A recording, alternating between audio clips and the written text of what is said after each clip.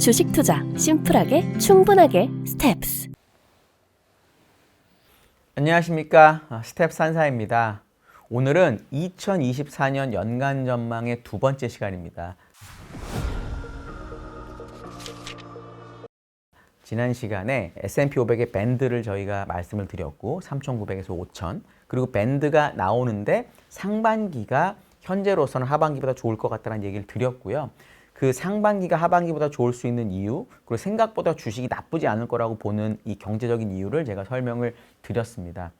이번 시간에는 그런 부분에 더해서 금리 또는 이제 밸류에이션 비싸다는 얘기 너무 많이 하시잖아요. 그리고 실적에 대한 이런 부분을 말씀을 드리도록 하겠습니다. 금리에 대해서 아주 많이 관심이 있습니다. 특히나 2023년 올해 들어서 금리가 많이 오른 편이었고, 특히나 금리가 오를 때마다 주식이 빠지는 경향이 많았었고, 그리고 금리가 계속 올랐었기 때문에 이 정도에서는 내가 채권을 사도 되겠다. 특히나 우리나라 투자자분들은 워낙 적극적이셔가지고 채권 사서 만기 보유하는 거 잘 안 하시고 심지어 3배짜리 레버리지 ETF를 사서 막 매매를 하고 그랬었거든요. 그런 경우는 이제 금리 오르면 너무 손해가 크니까, 그래서 금리에 대한 관심이 되게 많았었습니다.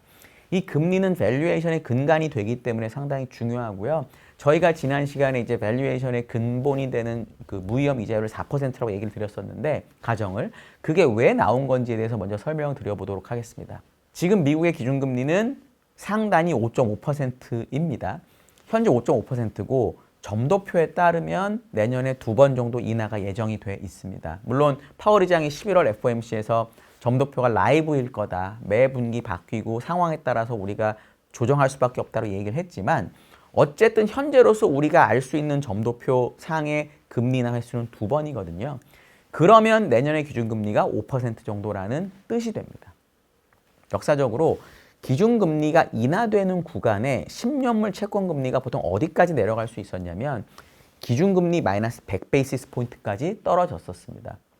결국은 5%의 기준금리를 예상한다고 하면 10년물의 금리는 이제 4%가 돼야 되는 것이죠. 그래서 저희가 이제 4%를 그래서 썼던 것이고, 이제 이것과 연결돼서 상반기가 주가가 좋을 수 있는 부분이 하나가 나오는 게 뭐냐면, 역사적으로 보면 기준금리가 쫙 오른 다음에 오르고 유지되는 기간에 보통 주가가 강했던 경우가 많았고요. 그 다음에는 기준금리가 많이 내려가면 주식이 빠졌습니다. 왜냐하면 기준금리가 많이 내려간다는 얘기는 경제가 진짜 센 침체가 왔다라는 거거든요. 반대로 기준금리가 조금 몇 번만 내려가고 그 다음에 또 유지가 되거나 버티거나 이렇게 되면은 경제가 무너지지 않은 것이기 때문에 주가가 특히 더 좋았습니다. 그러니까 결국은 최소한 아무리 빨라도 내년 기준금리 인하를 뭐 5월, 6월 이렇게 보는 거잖아요. 그러니까 기준금리 인하가 되기 전까지의 기간이 내년 상반기일 가능성이 되게 높고, 그리고 미국의 S&P 500의 EPS YOY 증가율을 보시면 올해 1분기, 2분기 마이너스가 제일 큽니다. 그리고 3분기도 소폭 마이너스였고요. 그 얘기는 뭐냐면 이게 기저효과가 내년 상반기에 있는 것이죠. 그러니까 결국은 기준금리 인상이 없어서 유지가 되는 기간에 EPS 기저효과가 있는 상반기가 흐름상으로 나쁘지 않을 수 있다고 저희는 보고 있습니다. 이 금리에 대해서 하나 더 말씀드리고 싶은 게 뭐냐면, 우리가 11월 1일에 FOMC가 있었습니다. 수많은 이 애널리스트나 이코노미스트들이 기준금리 동결을 예상을 했었고, 뭐 패드워치 같은 서베이도 다 100% 동결이었는데, 그 전까지 주식이 엄청나게 빠지다가 FOMC가 끝나고 주식이 상당히 많이 올랐잖아요.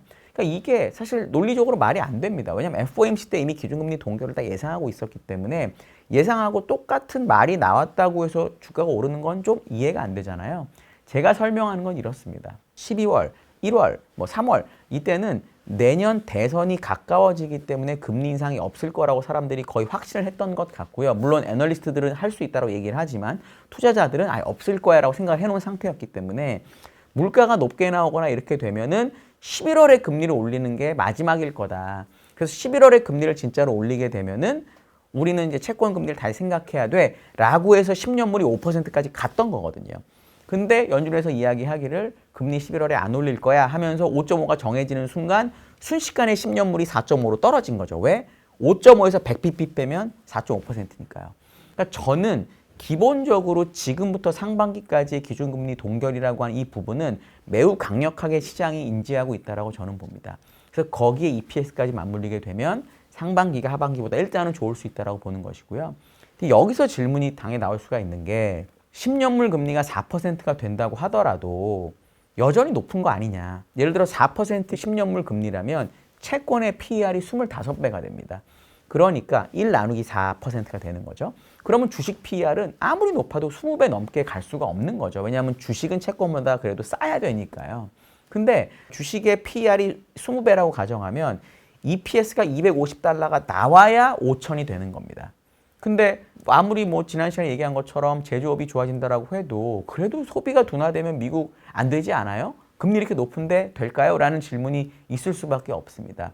오늘은 이제 그거에 대한 답을 드리려고 하는데 저는 그거를 금리 생산성의 관계로 이야기를 해보려고 합니다. 제가 10년별로 다 한번 찾아봤는데 왜냐하면 경기 침체가 오면 무조건 주가 빠진다는 생각도 많이 하시는데 과거 사례를 보면 그렇지 않은 경우도 많았습니다. 그래서 제가 50년대부터 말씀을 드려보면은 1950년대 미국 시장은 어땠었냐면 두 번의 경기 침체가 있었습니다. 두 번의 경기 침체가 있었는데 주가 하락폭은 20%가 안 됐습니다. 상대적으로 크지 않았고요. 회복도 1년 만에 다 했습니다. 그러니까 이런 하락장은 사실은 주가를 매매를 쉽게 안 하는 게 나을 수도 있는 하락장이죠. 50%짜리가 아니니까. 그러니까 이때는 그럼 어떤 이유 때문에 하락폭도 생각보다 작았고 주가가 금방 회복했냐면 미국 금리는 꾸준하게 올라가는 구간이었습니다. 경제가 좋았으니까. 하지만 미국의 생산성 향상률이 3에서 4%를 꾸준하게 유지했습니다. 무슨 얘기냐면 제가 만약에 뭔가를 만드는 사람이라면 올해 100개 만들고 내년에 104개 만들고 그 다음엔 또 108개 이런 식으로 매년 늘어나는 거죠.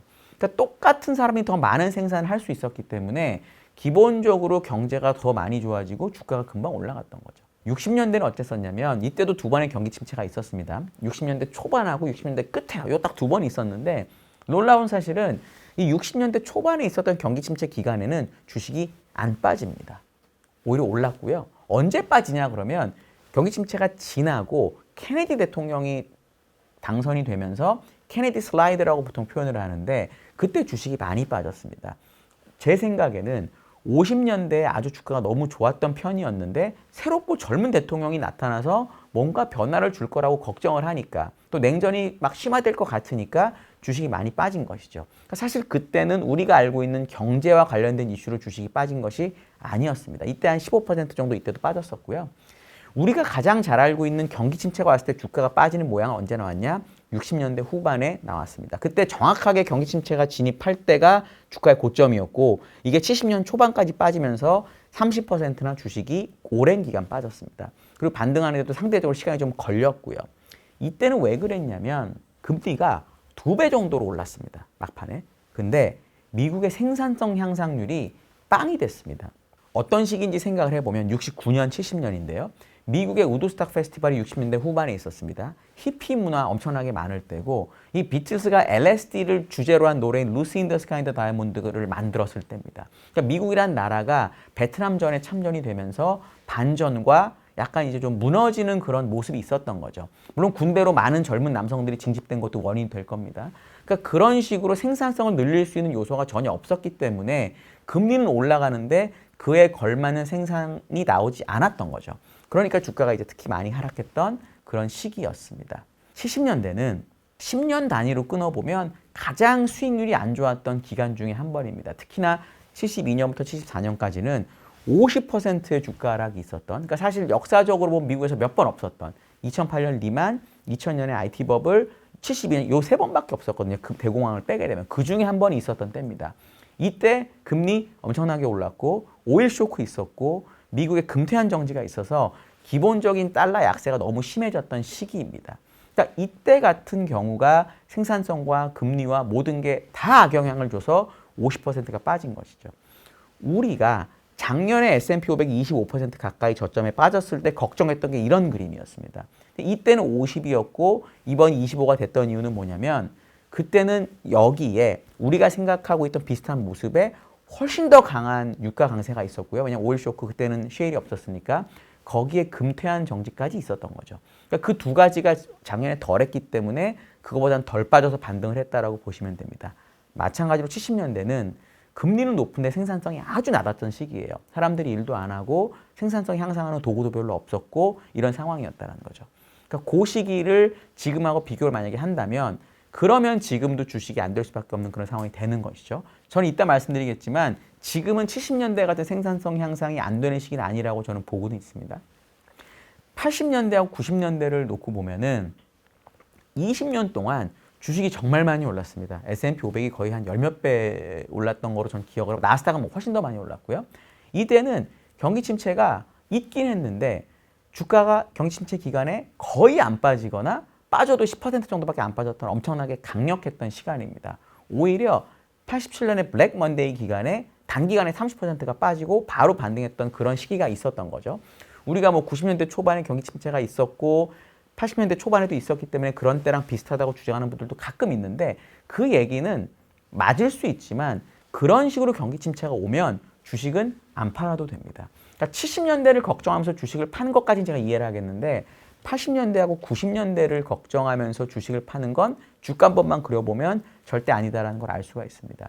이때는 특히나 90년대를 생각해 보면 이런 겁니다. 생산성 계속 향상되고 있었는데 95년에 윈도우 95가 나오면서 PC를 다 바꿔야 됐었습니다. 저도 그때 이거 안 돌아가네 이랬었고요. 이메일이 생기면서 우편 보낼 거를 이메일로 보내기 시작을 했습니다. 대표적인 거죠. 그러니까 엄청나게 생산성이 많이 좋아져서 95년부터 99년까지는 생산성이 그냥 좋아진 게 아니고요. 생산성 향상률이 계속 확대가 됐습니다.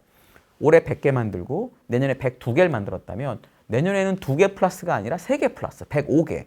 그 다음에는 4개 플러스, 109개. 이런 식으로 모멘텀이 잡혔었던 거거든요. 그래서 그 4년 동안 S&P는 4배가 올랐고 나스닥은 8배가 올랐었습니다.